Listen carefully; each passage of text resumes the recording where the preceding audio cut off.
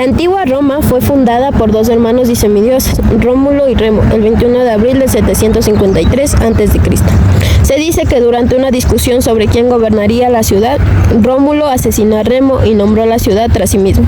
Originalmente fue un pueblo pequeño en las orillas del río Tíber. Roma creció en tamaño y fuerza a través del comercio, ya que en la ubicación de la ciudad proporcionó a los comerciantes una vía fluvial para mover sus bienes. La cultura y civilización griega proporcionó a los primeros romanos un modelo a seguir para construir su propia cultura. La monarquía es una forma de gobierno en la que existe un líder que tiene un poder absoluto o un líder que tiene cierto poder. Los latinos organizaron el gobierno de Roma como una monarquía, dando así a los primeros reyes de la ciudad.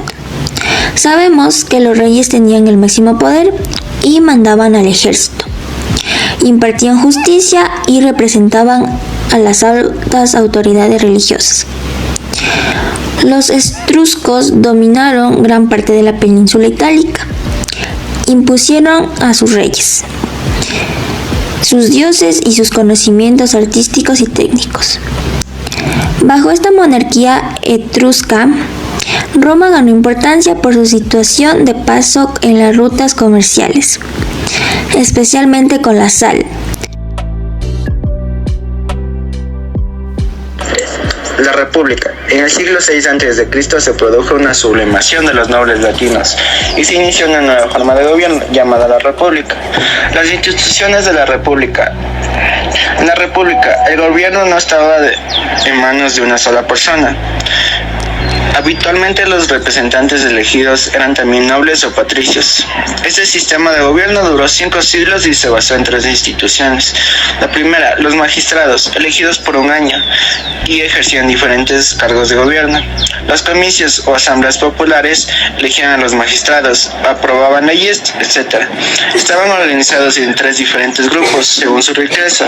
El Senado era el máximo órgano de gobierno de Roma, miembros de familias patricias o nobles. Los cónsules y los pretores constituían los cargos más importantes. Normalmente, los cónsules eran los dirigentes máximos de la República y quienes presidían el Senado. Cuando ambos se hallaban en la ciudad de Roma, se alternaban en la dirección de la política. 3.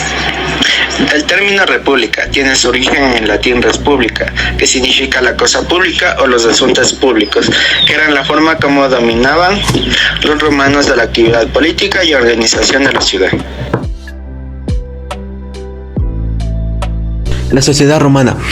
Los patricios eran los más poderosos grandes propietarios de tierras, eran los únicos ciudadanos romanos, podían votar y ser elegidos para cargos públicos y religiosos. Los plebeyos eran los campesinos, artesanos o comerciantes, eran libres y tenían derechos, pero no tantos privilegios como los patricios, puesto que no podían gobernar y deben pagar impuestos a la clase más alta. Los esclavos romanos eran considerados como una propiedad de sus amos. Los esclavos no tenían ningún derecho, ningún estatus legal o individualidad. No podían crear relaciones o familias ni poseer propiedades. Las patricias. La principal función de la mujer romana era dedicarse a la organización social de la familia y de la casa, de la cual era considerada ama. Estaban excluidas de las actividades cívicas como la guerra, la política y la ley. Las plebeyas no podían participar en la política ni en ceremonias religiosas. Con el tiempo lograron muchos derechos reservados a las patricias. Las esclavas que no tenían derechos no podían casarse, pero sí tener un esclavo como pareja. Además debían satisfacer a sus dueños. El matrimonio. El matrimonio era un acto privado en que no intervenía ninguna autoridad religiosa ni civil. Se celebraba una ceremonia en la que se afirmaba un contrato y se unían las manos de los cónyuges. Las mujeres se casaban muy jóvenes y para ellas el matrimonio suponía pasar de depender del padre o depender del marido. Tenían algunos derechos como heredar o el no renunciar al dote, el dinero que recibían cuando se casaban. La familia era una institución básica en la sociedad romana. El padre, pater familias tomaban las decisiones importantes que afectaban a la familia, mientras que las mujeres estaban subordinadas, primero el padre y luego el marido. Los hijos. El nacimiento de un hijo estaba en manos de paterfamilias, que podía aceptarlo o rechazarlo. Los hijos eran reconocidos cuando, tras ser depositados a los pies de su padre, esto los cogía y los levantaba en brazos. Gala Placidia, una mujer en la política romana. Gala Placidia fue una figura decisiva para la historia de Roma, siendo esposa, madre, hija y hermana de emperadores. Ya en su infancia ostentó el título de nobilismo puelle, que le permitía transmitir la dignidad imperial. Al mismo tiempo le fue concedido el título de Augusta. De princesa a reina. Se cree que Gala Placidia nació en Constantinopla hacia el año 388. Era hija del emperador Teodosio I, natural de Hispania. Gala Placidia creció en Roma junto a su hermano Honorio, que llegó a ser emperador. Cuando tenía 14 años, se casó con Adolfo, cuñado de Alarico.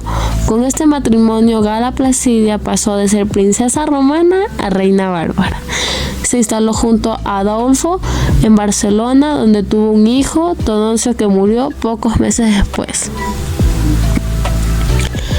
Elía Gala Placidia fue la hija del emperador romano Teodosio I y de su segunda esposa Gala, emperatriz consorte de Constancio III, emperador del Imperio Romano de Occidente, y madre de Valentiniano III, emperador de Occidente. Gala era media hermana de los emperadores Honorio y Arcadio. De reina emperatriz. Tras la muerte de su esposo, Gala Placidia fue devuelta a Roma, donde su hermano la casó con un militar, el futuro emperador Constancio II. De este matrimonio tuvo dos hijos, Valentiniano y Gusta.